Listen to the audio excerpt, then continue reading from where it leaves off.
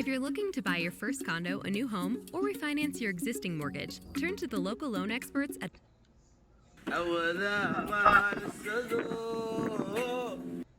wakhtigan iyo hadda waagan iyo iminka calaashaan qarnigan iyo Soomaali dhexdeed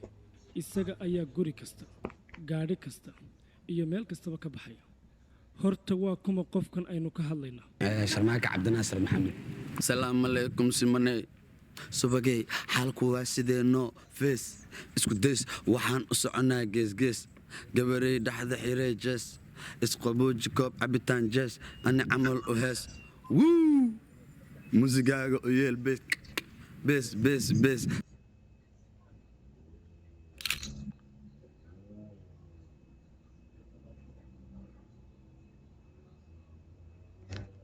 halkuu ku dhashay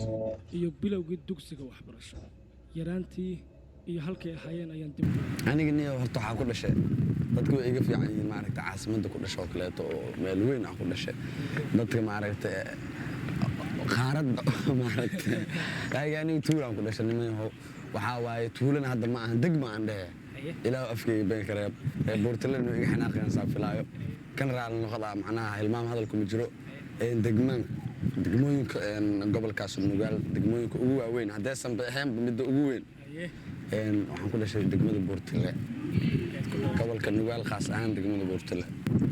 niyo iskuulka ugu horreeya oo maxaa la yidhahdaa aniga aan kalo oo aan maxaa la yidhahdaa ku barto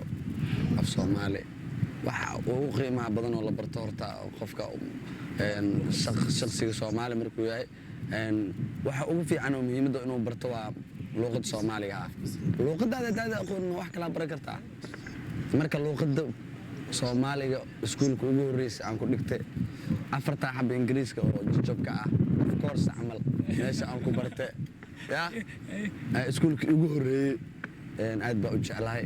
maca dhalinyarada dhiganaysa maamulkiisii iskuul deegaan primary secondary school wuxuuna ku yaalaa madiino degmada Wadajir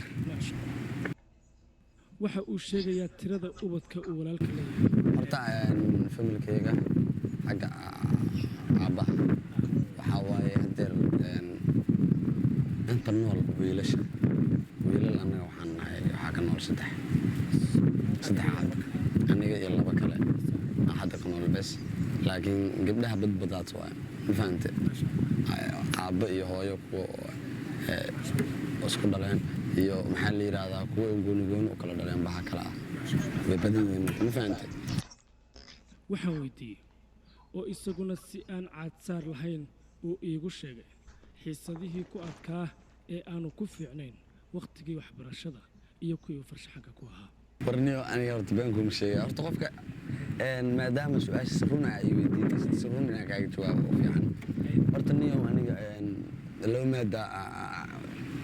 أنا شو فعنا أنا أفعربي وحلودها تربية أنا أفعربي أو موتها أفعربي لنا أنا وحاسكونها محلي هذا علم ما هن ولبو وأذق جهنو وفهمت وحواي لغة مركي ما لغة عندنا محلي هذا وحيصدق وجه على أنه حيات sayniska soo xab jira abo ingiriiska warkuwaas waxa ku ahaaya ku dhaa macalinka ayaa jiray sabuurada ayada ugu jirtaba hadii ingiriis loo qoraa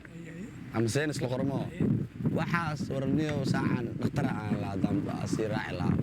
laakiin ma qorneen waxaan weydiiyey qofku islaha waad noqonaysaa markaad weynaato waxaanu ii sheegay in si kasta oo magaciisa ay Soomaali u xiftiday haddana isagu inaanu ku faraxsanayn qaabkan uu magaca ku helay sababtana markaan weydiiyey waxa uu yiri wallahi billahi tala horta xaqiiqada markaa kala hadlo markaan yaraa mahadadu iigu weyneed oo aan ku fikri jiray waxay ahayd goorma markaa weynaatid waxa waaye maskaxdeedu dhan waxa bacnaa isbedelay marka yartahay go'aan ama waxyaabo jecleed marka weynaad isbedelaan laga yaabaa marka yaraani waxaan aaminsanaaba noloshu inay tahay maaragtay soo weynaa marka soo weynaatid reer reerkaaga ka adkaaw maxaa la yidhaahdaa adiga nin reerkiisa iyo naftiisa iyo ku filan maaragtay oo sida maaragtay dee familka uu yahay oo kale hooyada iyo aabbaha iyo basaa ka arkaysa dadka isqabo oo isla dhaqmayo ilmaha la dhaldhalayo iskuul iyo dugsi loo kala socdo saasba inay tahayba ma gara taas loo orday maaragtay laakiin noloshu way ka duwan tahay waxyaabo badanaa jiro hadda anigoo kale ma filaynin maaragta maanta in saan la igu baranayo ha qurux badnaato ama ha fool xumaato dadku see doonaa u qaataan laakiin maadada hadda macnaha ani ligu yaqaano